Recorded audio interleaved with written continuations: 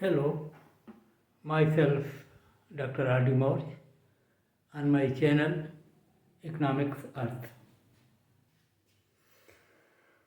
आप सभी दर्शकों का स्वागत है। आज हम लोग एकाधिकार के अंतर्गत मूल्य निर्धारण प्राइस डिटर्मिनेशन अंडर मोनोपोली विषय पर अध्ययन करेंगे। जैसा कि हम जानते हैं कि एकाधिकार बाजार की एक ऐसी स्थिति है जिसमें केवल एक उत्पादक होता है वस्तु का, और ऐसी स्थिति में पूरी पूर्ति पर इस उत्पादक, जिसे हम एकाधिकारी कह रहे हैं, पूर्ण अधिकार होता है। एक का अधिकार होता है पूर्ण बाजार पर, इसी नाते हम इसको एकाधिकारी कहते हैं। बाजार में कोई दूसरा उत्पादक नहीं होता इस वस्तु का। और एकाधिकार के जो दूसरी स्थिति विशेषता है वो ये है कि इस वस्तु की कोई स्थानापन्न वस्तु भी बाजार में नहीं होती है, न तो निकट स्थानापन्न और न किसी अन्य रूप में। और इस प्रकार एकाधिकारी जिस वस्तु का उत्पादन करता है उसकी सभी इकाइयाँ होमोजेनियस समरूप होती हैं, और इस रूप में हम कह सकते हैं एकाधिकार के अंतर्गत वस्तु की सभी इकाइयाँ परस्पर परफेक्ट सब्स्टिट्यूट होती है, पूर्ण स्थानापन्न होती हैं, क्योंकि वो बिल्कुल एक जैसी समरूप या होमोजीनियस होती हैं। दूसरा ये कि एकाधिकारी अपनी वस्तु की सभी इकाइयों को एक मूल्य पर बेचता है, और जब एक मूल्य पर बेचता है तो इसी को हम लोग एकाधिकार कहते हैं, प्योर मोनोपोली कहते हैं, शुद्ध एकाधिकार कहते हैं। एकाधिकारी अपनी वस्तु को विभिन्न उपभोक्ताओं को अलग अलग मूल्यों पर भी बेच सकता है, और कई बार वो ऐसा करता है। वैसी स्थिति में हम उसको दूसरे नाम से जानते हैं और हम उसको डिस्क्रिमिनेटिंग मोनोपोली कहते हैं। तो मोनोपोली के दो हिस्से हैं, एक मोनोपोली जिसको हम लोग प्योर मोनोपोली कहते हैं, और दूसरा है डिस्क्रिमिनेटिंग मोनोपोली, भेदात्मक या विभेदात्मक एकाधिकार। एकाधिकार के अंतर्गत एकाधिकारी अपनी सभी वस्तु की सभी इकाइयों को एक समान मूल्य पर बेचता है। विभेदात्मक एकाधिकार में वह अलग अलग उपभोक्ताओं से अलग मूल्य ले सकता है। तो आज हम जो चर्चा कर रहे हैं वो शुद्ध एकाधिकार की है, जिसमें वस्तु की सभी इकाइयों के मूल्य एक समान होंगे। और इस रूप में हम अब एकाधिकार के अंतर्गत मूल्य के निर्धारण की चर्चा करेंगे। यहाँ एक चीज़ और ध्यान देने योग्य है कि बाजार में केवल एक ही उत्पादक है, एक ही फर्म है, और यही फर्म संपूर्ण उत्पादन करती है। इस नाते फर्म और उद्योग में एकाधिकार में अंतर नहीं होता। एक एकाधिकारी की जो वस्तु की मांग है, उत्पादन की मांग है, वही बाजार की कुल मांग है, और इस रूप में एकाधिकारी का जो मांग वक्र है वही बाजार का मांग वक्र भी होगा। और जब हम चर्चा करते हैं एकाधिकार के अंतर्गत मूल्य निर्धारण की, तो हम केवल मूल्य निर्धारण की जो स्थितियां हैं वो मूल्य तो उपभोक्ता तय करता है कि वो कितना मूल्य देने के लिए तैयार है, और एकाधिकारी क्योंकि एकाधिकारी होता है इस नाते वो अधिकतम मूल्य उपभोक्ता से प्राप्त करेगा, और जितना वो अधिकतम दे सकते हैं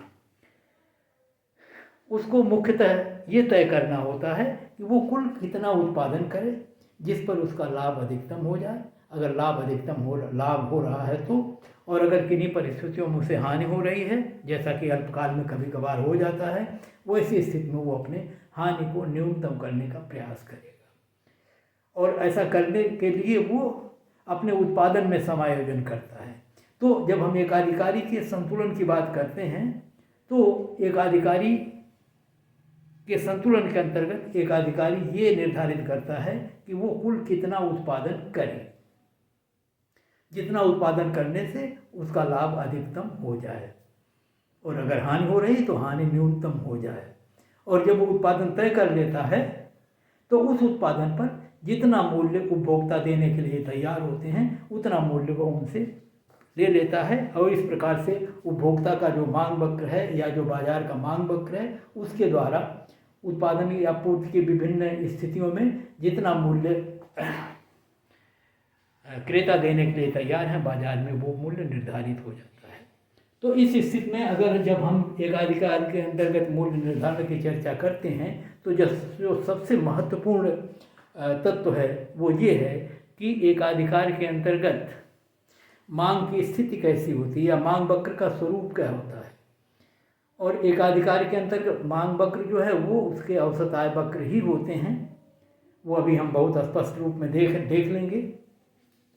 तो हम ये देखें कि एकाधिकार के अंतर्गत मांग वक्र या औसत आय वक्र क्या होता है या कैसा होता है।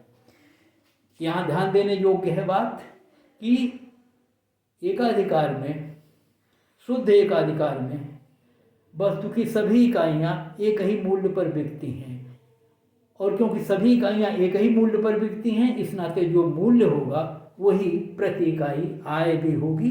तो औसत आय और मूल्य दोनों एक ही होंगे एकाधिकार के अंतर्गत और इसी मूल्य पर वस्तु की बिक्री औसत आय वक्र या मांग वक्र दिखाएगा।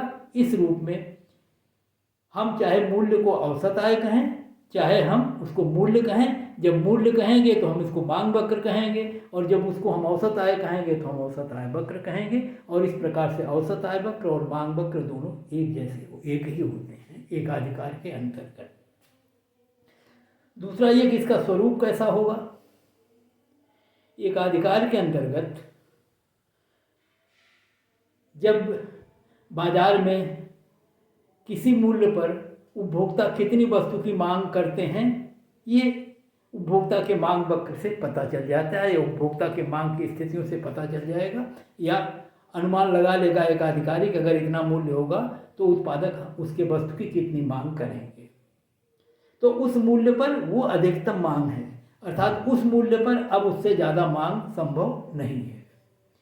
लेकिन अगर एक अधिकारी और ज़्यादा बिक्री करना चाहे तो जब मूल्य गिराएगा तभी मांग बढ़ेगी, अन्यथा उस मूल्य पर और ज़्यादा बिक्री संभव नहीं है। जिसका तात्पर्य ये हो रहा है कि एक निश्चित मूल्य पर जितनी मांग बाजार में होती है अगर उससे ज़्यादा एकाधिकारी को बेचना है तो मूल्य गिराएगा तभी बेचा जा सकता है, अर्थात मूल्य गिरने पर ही मांग बढ़ेगी। और अगर मूल्य गिरने पर मांग बढ़े तो मांग वक्र जो है ऊपर से नीचे दाईं ओर बढ़ेगा। मूल्य गिरेगा तो मांग बढ़ेगी। मूल्य इस अक्ष पर होता है y अक्ष पर और मांग होती है x अक्ष पर, और जब मूल्य गिरेगा और मांग बढ़ेगी तो वक्र ऊपर से नीचे दाईं ओर बढ़ेगा। तो ये मांग वक्र होगा और यही औसत आय वक्र भी होगा क्योंकि हर इकाई के मूल्य एक ही है और जो मूल्य है वही औसत आय होगी। इस नाते औसत आय का जो वक्र होगा वही मांग वक्र होगा और ये वक्र जो है ऊपर से नीचे दाईं ओर गिरता हुआ होगा। अगर हम इस चित्र में इसको दिखाने का प्रयास करें, हमने यहाँ पर इस मांग वक्र को सरल रेखा के रूप में खींचा है जिससे हमें चित्र बनाने में सुविधा हो और जिससे हमें औसत आय और सीमांत आय वक्रों को बिल्कुल स्पष्ट रूप में समझने में आसानी हो, उनके संबंधों के को। तो इसलिए अगर हम मांग वक्र औसत आय वक्र को ऊपर से नीचे गिरता दिखाएं तो ए आर वक्र, जिसको हमने डी मांग वक्र कहा है, ये एकाधिकारी का मांग वक्र ऊपर से नीचे ऐसे गिरता हुआ होगा। और अगर हम सीमांत आय वक्रों को निकालें तो औसत आय और सीमांत आय वक्र जब मांग वक्र ऊपर से नीचे गिरता हुआ होता है और जब ये एक सरल रेखा के रूप में होता है, वैसी स्थिति में औसत आय और सीमांत आय के बीच में मांग की लोच के आधार पर एक विशेष संबंध होता है। गणितीय दृष्टि से हम इसको पहले देख चुके हैं जब पिछले के वीडियो में औसत आय और सीमांत आय वक्रों के संबंध की चर्चा हमने की है, आप वहाँ से उसको देख भी सकते हैं। तो इनके बीच जो संबंध होता है वो इस प्रकार से होता है। मांग की लोच जो है ई वो बराबर होती है ए आर बटा A R minus M R, और इसी को जब हम एम आर के रूप में परिवर्तित करके देखते हैं, हमने समय बचाने के लिए संक्षेप में लिखा हुआ है, तो हम ये कहते हैं कि एम आर बराबर होगा ए आर 1 - 1 अपान ई इसी सूत्र को इस रूप में लिखा जा सकता है। और इस प्रकार से अगर मांग वक्र पता हो तो मांग की लोच पता की जा सकती है उस बिंदु पर, और इस प्रकार से मांग की लोच और औसत आय के आधार पर सीमांत आय ज्ञात की जा सकती है। और जो सीमांत आय ज्ञात होके आएगी वो संबंध हम जानते हैं कि अगर औसत आय वक्र नीचे गिरता हुआ हो दाईं ओर और सरल रेखा के रूप में हो तो y अक्ष से लेके और औसत आय के बीच के जो ये क्षैतिजी दूरी ऐसे वाली दूरी है उसको वो दो बराबर भागों में बांटता, जैसे यहाँ से यहाँ और यहाँ से यहाँ, ये दूरियाँ दोनों जो हैं वो बराबर होंगी। जैसे अगर मैं ये दिखाने का प्रयास करूँ कि ये स्थिति अगर हो तो यहाँ से यहाँ की दूरी और यहाँ से यहाँ की दूरी ये दोनों बराबर होती हैं और बीचों बीच से वो सीमांत आय का वक्र जो है वो गुजरता है। और वैसी स्थिति में अगर इस औसत आय वक्र को मैं भी सरलता के लिए थोड़ा आगे बढ़ा रहा हूँ और इसको एक्सिस ले जा रहा हूँ यहाँ तक, क्योंकि जब वक्र को बढ़ाएंगे तो आके अक्ष को छुएगा, क्योंकि हम सरलता के लिए उसको वहाँ तक नहीं खींचते हैं। तो ऐसी स्थिति में ये जो औसत आय का वक्र होगा इसका एक मध्य बिंदु होगा और इस मध्य बिंदु पर अगर हम मांग की लोच निकालें तो जो ज्योमेट्रिकल मेथड या रेखागणितीय विधि है बिंदु लोच निकालने की, उसमें हमने देखा है कि मांग वक्र के जो बीच का बिंदु, कोई बिंदु मांग वक्र पर अगर हम रखें उस पर मांग की लोच निकालें तो उस मांग वक्र के नीचे का जो खंड हिस्सा है और ऊपर का जो हिस्सा है नीचे के हिस्से से ऊपर के हिस्से को भाग देते हैं तो मांग की लोच निकलती है। क्योंकि ये मध्य बिंदु है, नीचे और ऊपर के दोनों हिस्से बराबर हैं, इस नाते इस बिंदु पर मांग की लोच इकाई के बराबर हो। अगर इसके ऊपर बढ़ें तो नीचे का हिस्सा बड़ा हो जाएगा, ऊपर का हिस्सा छोटा हो जाएगा। छोटे हिस्से से बड़े हिस्से में भाग देंगे तो मांग की लोच एक से अधिक आएगी। इस बिंदु को ऊपर जैसे जैसे हम आगे बढ़ेंगे मांग की लोच एक से अधिक बढ़ती बढ़ती चली जाएगी। तो यहाँ पर जो चीज़ हम दिखाने का प्रयास कर रहे हैं, जिसको हम आगे कहीं उद्धृत भी करेंगे, वो ये भी है कि इस बिंदु पर जब सीमांत आय का जो वक्र होता है वो वक्र आके इस x अक्ष को काटता है और x अक्ष को जहाँ पर काटता है वहाँ पर औसत आय जो हमारी जो है वो शून्य हो जाती है। तो वैसी स्थिति में इस बिंदु पर अर्थात उत्पादन अगर वो से लेके Q तक हो तो इस Q बिंदु पर सीमांत आय शून्य होगी, अर्थात इतने उत्पादन पर अंतिम जो उत्पादन की इकाई होगी उसको बेचने से होने वाली आय शून्य हो जाएगी। तो ऐसी स्थिति में एक और सवाल उठता है कि क्या जब अंतिम इकाई को बेचने से शून्य आय प्राप्त हो तो कोई उत्पादक उस वस्तु का उत्पादन करेगा?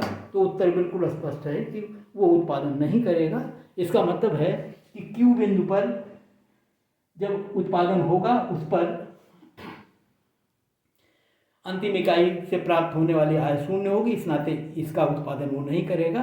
हर स्थिति में वो Q बिंदु के पहले उत्पादन कहीं करेगा और अगर Q बिंदु पर उत्पादन करता तो मांग की लोच 1 होगी और अगर Q बिंदु के पहले उत्पादन करेगा तो मांग की लोच 1 से अधिक होगी। तो एक और तथ्य यहाँ इस औसत आय और सीमांत आय वक्रों के संबंध से हम आपको बता रहे हैं और वो ये है कि एकाधिकारी जब संतुलन में होता है तो मांग वक्र के जिस बिंदु पर वो उत्पादन करता है वहाँ पर मांग की लोच इकाई से अधिक होती है। ये एक टर्म, एक चीज़ हमको याद रहना चाहिए और कभी कभार ऑब्जेक्टिव क्वेश्चंस के रूप में इसको पूछा जाता है तो हमें ये पता होना चाहिए कि मांग वक्र के जिस बिंदु पर एकाधिकारी उत्पादन करता है वो मांग वक्र के मध्य बिंदु के पहले का बिंदु होता है और जिस पर मांग की लोच इकाई से अधिक होती है। अब हम आए औसत आय वक्रों और सीमांत आय वक्रों और इनके मध्य संबंधों और मांग की लोच से इनके संबंधों की चर्चा हमने कर ली इन वक्रों के माध्यम से। अब हम लागत वक्रों की चर्चा कर सकते हैं। एकाधिकार के अंतर्गत एकाधिकारी हमने पहले बता दिया कि एक उत्पादक है या फर्म है तो फर्म के जो लागत वक्र होते हैं वो जैसे होते हैं वैसे यहाँ भी होंगे। बाजार की हर स्थिति में उत्पादन के वही नियम लागू होते हैं। अल्पकालीन स्थितियों में रिटर्न्स, लॉज ऑफ रिटर्न्स या लॉ ऑफ वेरिएबल प्रोपोर्शंस, परिवर्तनशील अनुपातों के नियम लागू होंगे जिनमें कुछ साधनों या एक साधनों को स्थिर रख के अन्य साधनों को हम घटाते बढ़ाते जाते हैं। और स्थिर पूंजी स्थिर रहती है अल्पकाल में, केवल परिवर्तनशील पूंजी परिवर्तित होती है। इस नाते विभिन्न साधनों के मध्य जो अनुपात है वो परिवर्तनीय हो जाते हैं। तो हम इसको कहते हैं परिवर्तनशील अनुपातों का नियम। और इस नियम के अंतर्गत हमने देखा है कि उत्पादन के प्रारंभिक अवस्थाओं में वर्तमान प्रतिफल के नियम लागू होंगे, औसत लागतें गिरेंगी और एक सीमा के बाद औसत लागतें बढ़ेंगी जब ह्रासमान प्रतिफल के नियम लागू होंगे और औसत लागत वक्र यू आकार का होगा। और उससे संबंधित जो सीमांत लागत का वक्र है वो औसत लागत वक्र के न्यूनतम बिंदु पर नीचे से काटता हुआ ऊपर जाएगा। ये स्थिति दीर्घकाल में भी ऐसी ही होगी। अंतर इतना होगा कि वहाँ रिटर्न्स टू स्केल या पैमाने के प्रतिफल जो है वो नियम लागू होंगे, और जिसमें हमने देखा कि उत्पादन के सभी साधनों को यदि हम एक ही अनुपात में बदलते हैं बढ़ाते हैं तो भी एक सीमा तक उत्पादन में वर्तमान प्रतिफल के नियम लागू होंगे, औसत लागतें गिरेंगी और एक सीमा के बाद बढ़ेंगी। तो दीर्घकालीन वक्र भी लागत वक्र भी यू आकार का ही होगा। अंतर केवल है कि अल्पकालीन वक्रों की जो गहराई है यू आकार की थोड़ी स्टीप गहरी होती है और दीर्घकालीन वक्र जो थोड़ा फ्लैट सपाट होते हैं इस तरह से, और लेकिन दोनों यू आकार के ही कहे जाते हैं। समझ रहे हैं ना? तो इस रूप में जैसे कई बार कहा जाता है कि जो कड़ाही का शेप होता है, जो तस्तरी का शेप होता है, थोड़ा सा गहराई उसकी कम होती है, उसको हम कहते हैं दीर्घकालीन वक्र उस तरह का होगा। तो यू आकार का वक्र तो ऐसे बनता है ऐसे, और ये वक्र दीर्घकालीन का वक्र थोड़ा ऐसे बनेगा, लेकिन रहेगा दोनों में औसत लागतें पहले गिरेंगी और एक सीमा के बाद बढ़ेंगी। और सीमांत लागत वक्र वैसे ही न्यूनतम बिंदु पर औसत लागत वक्र के नीचे से काटता हुआ ऊपर दीर्घकाल में भी जाएगा। अब जरा हम चर्चा करें उत्पादक। जैसे हमने कहा कि एक अधिकारी के अंतर्गत जो मूल्य हम निर्धारित करते हैं उसमें एक अधिकारी को ये तय करना होता है कि वो कितना उत्पादन करे, और जब वो उत्पादन निश्चित कर लेता है तो उस उत्पादन पर उपभोक्ता जितना अधिकतम मूल्य देने के लिए तैयार होते हैं, जो उनके मांग वक्र द्वारा प्रदर्शित होता है, उतना मूल्य बाजार में निर्धारित हो जाता है। तो मुख्य समस्या क्या है? कुल कितना उत्पादन एक अधिकारी करे, और कुल उत्पादन निर्धारित करने की जो शर्त होती है वो हम सभी जानते हैं कि फर्म या किसी भी एक उत्पादक के लिए लाभ के अधिकतमीकरण या हानि के न्यूनतमीकरण के लिए एक ही आवश्यक शर्त है, वो ये है कि उतना उत्पादन करे जिस पर उसकी सीमांत आय उसके सीमांत लागत के बराबर हो जाए। ये शर्त है, इसको हम लोग आवश्यक कंडीशन या नेसेसरी कंडीशन कहते हैं। ये आवश्यक शर्त है जिस पर लाभ अधिकतम या हानि न्यूनतम होती है, और एक अधिकारी इसी शर्त का पालन करेगा और अपने उतना उत्पादन करेगा जिस पर उसकी सीमांत आय और सीमांत लागत दोनों बराबर हो जाए। तो अब अगर हम अल्पकाल और दीर्घकालीन स्थितियों में जाएं, और मैं पहले जानबूझ के आपको दीर्घकालीन स्थिति की चर्चा कर रहा हूँ। दीर्घकालीन का मतलब ये होता है, ये दीर्घकालीन संस्थिति या दीर्घकाल में एक अधिकारी का उत्पादन या मूल्य कैसे निर्धारित होता है उस पर हम चर्चा कर रहे हैं। और दीर्घकाल की स्थिति में हम जानते हैं कि स्थिर और परिवर्तनीय दोनों पूंजी में परिवर्तन किया जा सकता है, और उनको शून्य भी किया जा सकता है, अर्थात पूरी की पूरी पूंजी को उत्पादन प्रक्रिया से बाहर भी निकाला जा सकता है। तो ऐसी स्थिति में दीर्घकालीन स्थितियों में अगर किसी एक अधिकारी को हानि हो, वैसी स्थिति में वो अपनी सारी पूंजी को उत्पादन प्रक्रिया से बाहर निकाल लेगा, क्योंकि ऐसा वो करने में समर्थ है। समय इतना ज़्यादा है कि स्थिर और परिवर्तनशील दोनों पूंजी को उत्पादन से निकाला जा सकता है, और वैसी स्थिति में उत्पादन वो बंद कर देगा। जाहिर सी बात हुई कि दीर्घकाल में कोई भी एक अधिकारी हानि की स्थिति में उत्पादन नहीं करेगा। एक अधिकारी अकेला उत्पादक है और इस अकेलेपन का वो लाभ उठाना चाहेगा, और इसलिए वो सदैव एबनॉर्मल प्रॉफिट असामान्य लाभ प्राप्त करने का प्रयास करेगा, जिसका मतलब ये होता है कि कुल लागत की तुलना में कुल आय को अधिक करना चाहेगा। अर्थात एक इकाई की जो लागत है, अगर हम उसको औसत लागत और औसत आय के रूप में देखें, क्योंकि इसी रूप में हम चित्र बनाते हैं, तो हम कहेंगे कि औसत आय औसत लागत से अधिक करने का प्रयास करेगा। तो वैसी स्थिति में दीर्घकाल में क्योंकि वो ऐसा कर सकता है, क्योंकि उसको उत्पादन को ही समायोजित करना है मूल्य को बढ़ाने घटाने के लिए। अपने उत्पादन को कम करके मूल्य बढ़ा सकता है, अपने उत्पादन को ज़्यादा करके मूल्य को घटा सकता है, और वो ऐसा उस स्थिति तक करेगा जब तक कि उसका लाभ अधिकतम न हो जाए या उसका असामान्य लाभ अधिकतम न हो जाए। तो दीर्घकाल में केवल असामान्य लाभ प्राप्त करेगा, और वो अधिकतम लाभ प्राप्त तब होगा जब यह पहली शर्त पूरी होगी।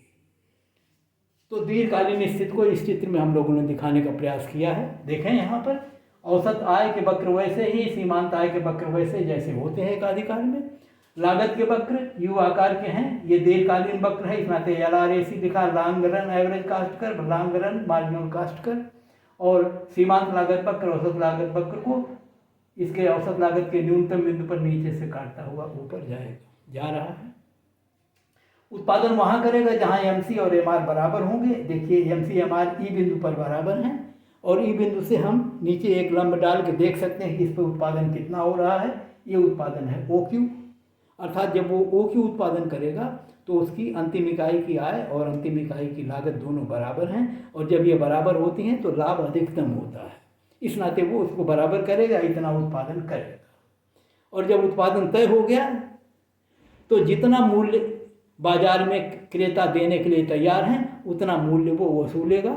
और अगर हम देखें मांग वक्र को, AR कर्व को, तो इस OQ इकाई पर ये मूल्य जो है यहाँ तक OQ से लेके A तक है, या यहाँ से हम कह सकते हैं O से लेके P तक है। तो इस प्रकार से जो प्राइस होगी वो OP होगी, O से लेके P तक होगी। जो आउटपुट होगा वो O से लेके Q तक होगा। और इस प्रकार से देखिए कुल आय कितनी होगी, OQ गुणे OP, ये बड़ा वाला क्षेत्र OPAQ। लागत कितनी है, औसत लागत वक्र यहाँ B बिंदु पर, तो लागत है OC, उत्पादन इतना, कुल लागत होगी OCBQ, और बड़े वाले आयत में से छोटा वाला घटाएंगे तो जो बीच का हिस्सा ये बचेगा CPAB, ये होगा कुल लाभ। और ये अधिकतम होगा क्योंकि इस उत्पादन पर सीमांत आय और सीमांत लागत बराबर हैं। तो दीर्घकाल में एकाधिकारी सदैव असामान्य लाभ की स्थिति में उत्पादन करता है, हानि की स्थिति में उत्पादन नहीं करता, और सामान्य लाभ की स्थिति में वो दीर्घकाल में उत्पादन नहीं करेगा। वो उससे अधिक लाभ प्राप्त करने का प्रयास करता है, और ऐसा वो करने में समर्थ है क्योंकि वो अपनी पूर्ति को कम बेसी करके मूल्य को उस अनुरूप में समायोजित कर लेगा ताकि उसका कुल लाभ अधिकतम हो जाए। अब हम लोग दीर्घकालीन अल्पकालीन स्थितियों की चर्चा कर सकते हैं। अल्पकाल में एक अधिकारी मूल्य जो निर्धारित करेगा वो भी इसी शर्त के आधार पर होगा, MC बराबर MR के आधार पर अपना उत्पादन निर्धारित करेगा। लेकिन अल्पकाल में हानि भी संभव है। हानि इस रूप में संभव है कि जब वो अल्पकाल में उत्पादन करता है और मान लीजिए उसको हानि हो गई किन्हीं कारणों से, तो हानि की स्थिति में वो उत्पादन बंद करने को सोचेगा। दीर्घकाल में बंद कर देता था, अल्पकाल में जब वो बंद करेगा तो अल्पकाल में वो अपनी स्थिर पूंजी को उत्पादन से बाहर निकाल नहीं पाएगा। अल्पकाल की ये विशेषता ही होती है कि समय इतना कम होता है कि स्थिर पूंजी को आप घटा बढ़ा नहीं सकते। इसका मतलब हुआ जब उत्पादन बंद करेगा तो केवल परिवर्तनीय पूंजी को वो नहीं लगाएगा, अर्थात श्रम नहीं लगाएगा, कच्चा माल नहीं लगाएगा, बिजली नहीं लगाएगा, ये सब चीज़ें नहीं लगाएगा। लेकिन जो मशीन है, संयंत्र है, भूमि है, जो स्थिर पूंजी है, वो उत्पादन प्रक्रिया में बनी रहेगी। तो ऐसी स्थिति में अगर वो उत्पादन बंद कर दे तो जितनी पूंजी स्थिर पूंजी है, कुल स्थिर पूंजी जो प्लांट मशीनरी के रूप में रखी हुई है, जिसको निकाला नहीं जा सकता, वो लगी रहेगी, अर्थात उतनी उसको हानि होगी। क्योंकि जब अन्य उस पर परिवर्तनीय पूंजी लगेगी नहीं तो उत्पादन शून्य होगा, तो आय कुछ नहीं होगी। लेकिन उसकी स्थिर पूंजी लगी रहेगी तो कुल स्थिर पूंजी के बराबर उसको हानि होगी। जब वो उत्पादन नहीं करेगा तब ऐसा होगा। अब एक सवाल ये उठता है कि अगर वो उत्पादन करे और कुछ परिवर्तनीय पूंजी इस स्थिर पूंजी पर लगा दे, श्रमिक लगा दे, कच्चा माल लगा दे, जो कुछ भी लगता है उत्पादन प्रक्रिया में उत्पादन करने के लिए स्थिर पूंजी पर, वो सब लगाए, और जितने की लगाए जो वस्तु उत्पादित हो उसको बेचने से उससे ज़्यादा आय प्राप्त हो जाए।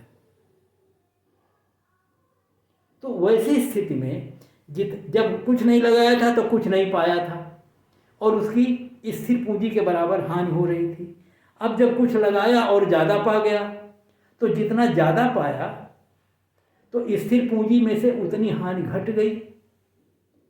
तो ऐसी स्थिति में अगर हानि की स्थिति अगर वो उत्पादन न करता तो कुल स्थिर पूंजी के बराबर हानि होती। अगर उत्पादन कर रहा है तो कुल स्थिर पूंजी से थोड़ी हानि घट गई। अब आपसे कोई पूछे कि उत्पादन करना बेहतर होगा कि न करना बेहतर होगा तो स्पष्ट है कि हानि की स्थिति में उत्पादन करना और ऐसे उत्पादन करने से अगर उसकी हानि कुल स्थिर पूंजी से कम हो जाए, अर्थात जितनी उसने कुल परिवर्तनीय पूंजी लगाई है उत्पादित वस्तुओं की बिक्री से जो आय कुल आय है उससे ज़्यादा हो जाए, तो ऐसी स्थिति में उत्पादन करने से उसकी हानि उत्पादन न करने की तुलना में कम हो जाएगी। और ऐसी स्थिति में एक अधिकारी को हानि की स्थिति में उत्पादन करना चाहिए और वो उत्पादन करेगा। तो कब करेगा उत्पादन हानि? जब उसकी टोटल रेवेन्यू जो है ये ज़्यादा हो जाए। किससे? टोटल वेरिएबल कास्ट से। और अगर हम औसत के रूप में देखें तो हम कह सकते हैं जो उसकी औसत आय है जिसको हम प्राइस कहते हैं ये ज़्यादा हो जाए औसत वेरिएबल कास्ट से। ज़्यादा हो जाए तो बेहतर है, अगर बराबर हो तो हानि स्थिति में उत्पादन करना और उत्पादन न करना दोनों बराबर हो जाएगी। इतना लगाएगा उतना पाएगा और इसलिए उतने हानि अब भी होगी। तो ज़्यादातर जो हानि की स्थिति में उत्पादन करने की स्थितियां हैं वो अधिकतम ये इसके बराबर हो या इससे ज़्यादा हो, वैसी स्थिति में वो उत्पादन हानि की स्थिति में करेगा। तो अल्पकाल में हानि की स्थिति में उत्पादन कर भी सकता है, नहीं भी कर सकता है। अगर मूल्य जितना लगाया है आय उससे कम होती है तो वो उत्पादन नहीं करेगा, क्योंकि ऐसा करने से उत्पादन न करने की तुलना में उसकी हानि जो है वो ज़्यादा हो जा रही है। तो उत्पादन केवल एक स्थिति में करेगा जब ये देखिए ये पहली शर्त है और हानि की स्थिति है तो ये दूसरी शर्त है कि प्राइस जो है मूल्य जो है या औसत आय जो है वो एवरेज वेरिएबल कास्ट या औसत परिवर्तनीय लागत से अधिक हो जाए या कम से कम उसके बराबर हो जाए। वैसी स्थिति में हानि की स्थिति में उत्पादन संभव है। तो हानि की स्थिति में उत्पादन होगा भी नहीं भी, और जब कभी भी होगा तो मूल्य ABC से अधिक होना चाहिए। और अगर ऐसा होगा तभी चित्र भी बनेगा, क्योंकि जब हानि उत्पादन नहीं करेगा तो चित्र बनेगा नहीं, उत्पादन शून्य होगा। तो जब उत्पादन करेगा हानि की स्थिति में तो उस चित्र को यहाँ हमने प्रदर्शित किया है। यहाँ आप देख लें, ये औसत आय और सीमांत आय के वक्र वैसे ही हैं। ये क्योंकि अल्पकालीन वक्र हैं इस नाते यहाँ LR लिखा हुआ है, यहाँ SR लिखा हुआ, short run average cost curve है। और शॉर्ट रन एवरेज कास्ट के दो हिस्से होते हैं, एक होता है एवरेज फिक्स्ड कास्ट का, एक होता है एवरेज वेरिएबल कास्ट का। तो ये देखिए अगर कुल उत्पादन को हम OQ यहाँ देखें तो इस उत्पादन पर लागत वक्र AC लागत वक्र ये है। तो कुल लागत है एक इकाई की Q से लेके C तक। इसमें दो हिस्से होंगे, एक लागत का हिस्सा होगा जो परिवर्तनीय लागत का, एक हिस्सा होगा जो स्थिर लागत का है। अगर हम परिवर्तनीय पता कर लें तो जो बचेगा वो स्थिर है। तो अगर परिवर्तनीय लागत का वक्र ये खींचा गया है और जिस पर हम इस V बिंदु पर देखें तो परिवर्तनीय लागत है VQ, तो इसका मतलब V से लेकर जो C तक हिस्सा है वो है एक इकाई की स्थिर लागत। जब उत्पादन नहीं करेगा तो देखिए कुल हानि क्या होगी, बराबर होगी कुल स्थिर लागत। और ये हमारे चित्र में होगी ये पूरी, एक कुल उत्पादन है TV या OQ और कुल स्थिर लागत एक इकाई की स्थिर लागत है CV और दोनों का गुणनफल निकालेंगे तो होगा TKCV।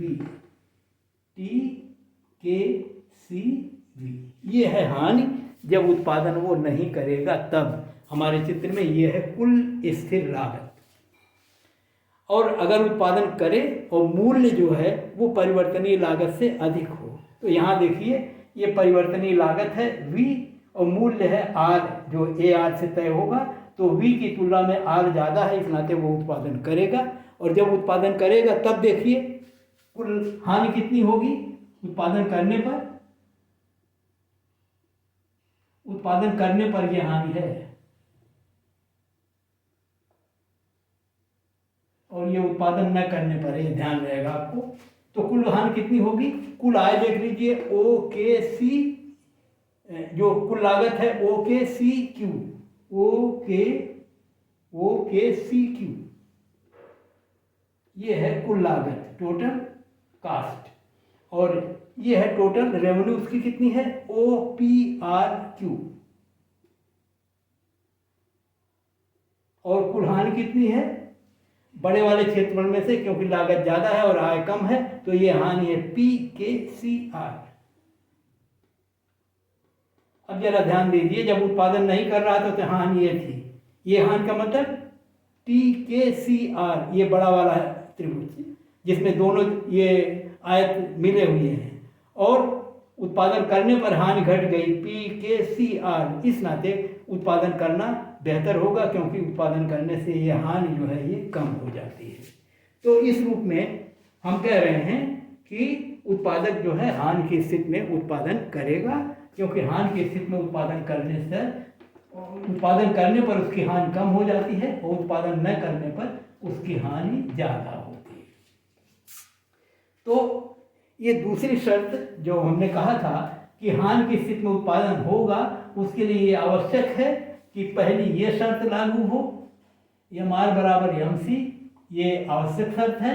और दूसरी ये शर्त लागू हो कि AR जो है वो greater than or equal to average variable cost हो। और जब ऐसा होगा तो हानि की स्थिति में उत्पादन करना बेहतर होगा, क्योंकि ऐसा करने से उसकी हानि कम हो जाएगी।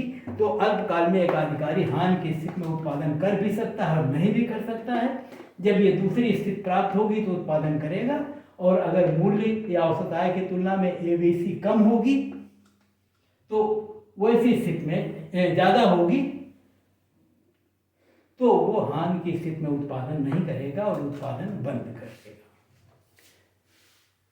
और इसके अलावा अल्पकाल में असामान्य लाभ मिलता है अगर, तो उत्पादन करेगा ही। असामान्य लाभ की स्थिति यहाँ दीर्घकालीन में दिखाई गई है।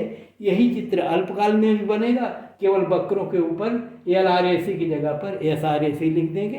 तो इस प्रकार से अल्पकाल में असामान्य लाभ की स्थिति भी प्राप्त हो सकती है, अल्पकाल में हानि भी हो सकती है। हानि होने की स्थिति में उत्पादन कर भी सकता, नहीं भी कर सकता है, और कब करेगा वो स्थिति दिखा गई, और कब नहीं करेगा वो भी आपको बता दिया गया।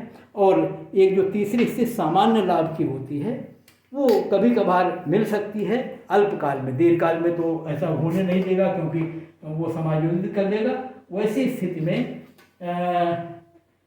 ये देखिए, ये जैसे TR ये कर्व हैं और ये कर्व है MR के, ये MR है, ये AR है, और ये मान लीजिए सीमांत लागत के वक्र हैं।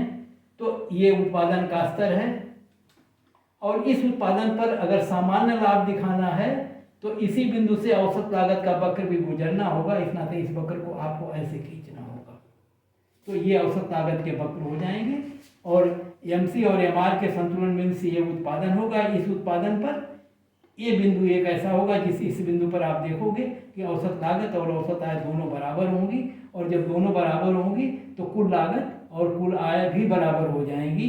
तो कुल आय भी होगी OPEQ AR से, और AC से कुल लागत भी होगी OPEQ, और लागत आय जब दोनों बराबर होंगी तो एक अधिकारी को सामान्य लाभ मिलेगा। ऐसा अल्पकाल में संभव है। तो अल्पकाल में असामान्य लाभ सामान्यतः मिलता है एक अधिकारी को, और फिर असामान्य लाभ तो मिलते ही है, हानि भी हो सकती है और सामान्य लाभ भी मिल सकता है। तो तीनों स्थितियों की हम कल्पना कर सकते हैं।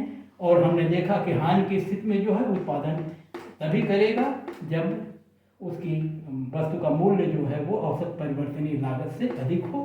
अगर उससे कम होगा तो वो हानि की स्थिति में उत्पादन नहीं करेगा। तो इस प्रकार से एकाधिकार के अंतर्गत हम दीर्घकालीन और अल्पकालीन स्थिति दोनों स्थितियों में मूल्य और उत्पादन के निर्धारण की चर्चा हमने की और हमने देखा कि एक अधिकारी जो है अपनी औसत आय, सीमांत आय और औसत लागत और सीमांत लागत वक्रों के माध्यम से उत्पादन वहाँ करता है जहाँ पर औसत आय, सीमांत आय और सीमांत लागत बराबर होती है और उस उत्पादन पर उपभोक्ता जितना अधिकतम मूल्य देने के लिए तत्पर होते हैं उतना मूल्य वो उनसे प्राप्त करता है। और ऐसा करते समय दीर्घकाल में सदैव वो असामान्य लाभ की स्थिति में काम करेगा, लेकिन अल्पकालीन स्थितियों में उससे हानि भी हो सकती है, सामान्य लाभ भी मिल सकता है और असामान्य लाभ की स्थिति भी हो सकती है। तो आज का विश्लेषण हम यहीं समाप्त करते हैं और अगले वीडियो में फिर हम एक अधिकार के उस दूसरे पहलू पर जिसको हम डिस्क्रिमिनेटिंग मोनोपोली के नाम से जानते हैं उसकी चर्चा करेंगे और जिसमें एक अधिकारी अपने एक ही वस्तु के लिए अलग अलग क्रेताओं से अलग अलग मूल्य वसूलने का प्रयास करता है, अर्थात अलग अलग उपभोक्ताओं के मध्य वो डिस्क्रिमिनेट करता है, भेद करता है और उसे इस नाते हम डिस्क्रिमिनेटिंग मोनोपोली कहते हैं और उसे अगले वीडियो में हम देखने का प्रयास करेंगे। धन्यवाद।